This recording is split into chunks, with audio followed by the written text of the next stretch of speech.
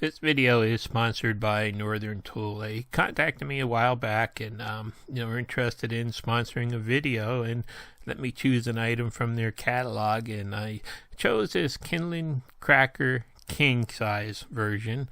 Actually, it's something I had on my Christmas list last year and I never got because no one really knew what it was. So I'm real thankful to them for letting me try this out. And the wood stove is cranking now, and kindling is actually one of the most important things to, getting like a fire started up in the morning and stuff like that this time of the year when you don't really run the stove wide open all the time. So, this is really, a great way to make kindling, I'm finding out. Now, there's a really nice story behind this, too. It's amazing. A young lady in New Zealand actually invented this as part of it was a science fair project when she was 13 years old, and it's actually turned into a great product that's being sold around the world now. So you're never too young to come up with a great invention. And it's actually a really beautiful casting that's made in Australia. So here it is. I got out my hammers and getting ready to make some kindling here, and you can see it's really nice because the sharp cutting edge of it, it's not like swinging a knife to split the kindling. It's you just kind of use a hammer to beat the kindling into it or log into it. You can actually fit some pretty big pieces in there. Now, I started out with it up on sitting up on a log to use it. Had it elevated in the air a little bit, and that wasn't really the most comfortable position for me. But I'm also working on my deck that's really vibrating a little bit when I hit it with a hammer. But these are some pretty tough splitting pieces that I actually chose to try on this just to see how it worked. And right now I'm using a 4-pound hammer to pound them through there.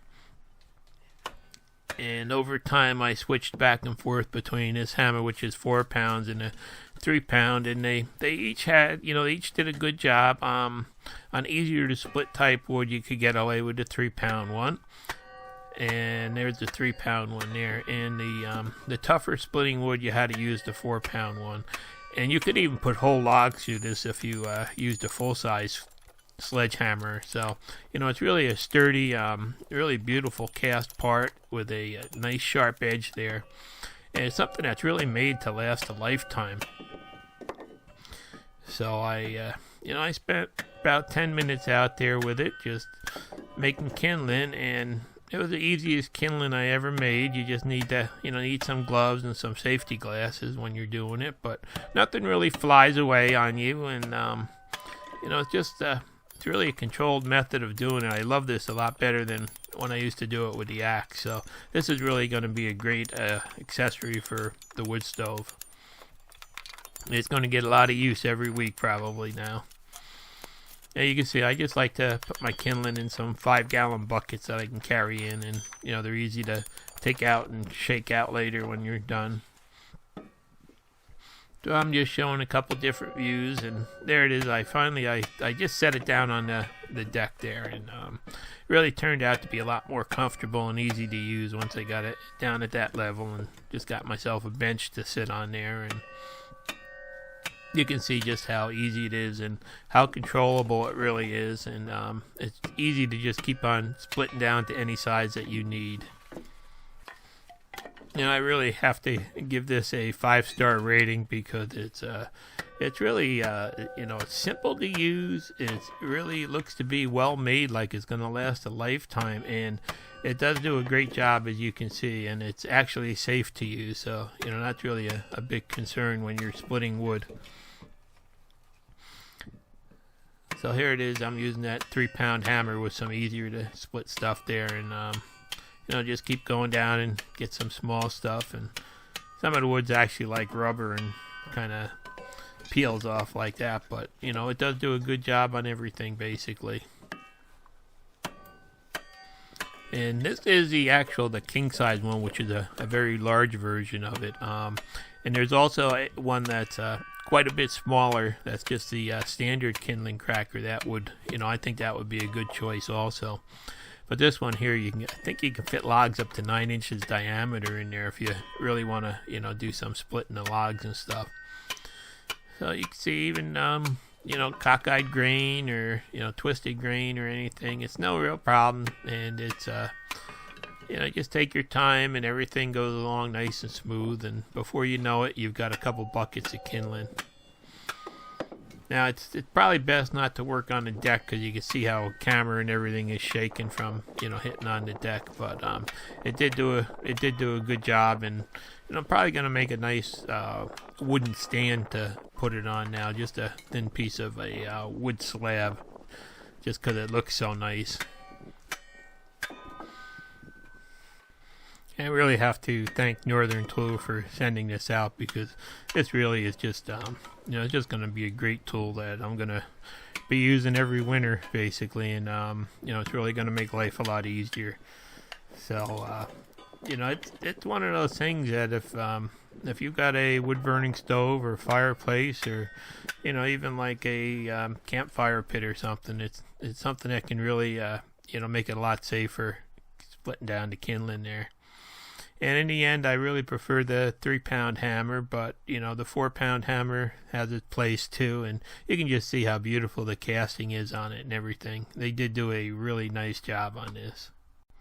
Now, my wife was inside, and I actually heard her yelling out the window, "Hey, you think that thing would cut squash?" And I'm always up to a challenge, so I said, "Come on, bring some out." So, hey, there's just a couple squash I'm going to try here, and this is not an approved use for it. These actually were not really good ones. They were going to go into compost anyway, but I figured I'd just give it a try and see if it worked. And not too much success with the first one there. Second one didn't do so good either, so I guess this is not a good use for it. At the same time, I had to bring up a spaghetti squash that has a spot on it. Nope, that didn't cut that too nice either, so time to try some of the pumpkins. I figured I've got a whole stack of pumpkins there now that Halloween's over to get rid of. And I always split them up before I put them in the compost. That didn't work, but I figured a bigger hammer might, so I took that log there and actually split it right in half. I got a nice half a pie pumpkin. Well, they're not pie pumpkin, half a jack-o'-lantern there. It's not food grade material, or finish on it, so I wouldn't recommend doing this or eating them, but I'm just doing this to have a little bit of fun. And there's another jack-o'-lantern that just barely fit in there, and bigger hammer always gets the job done, and it did work good there.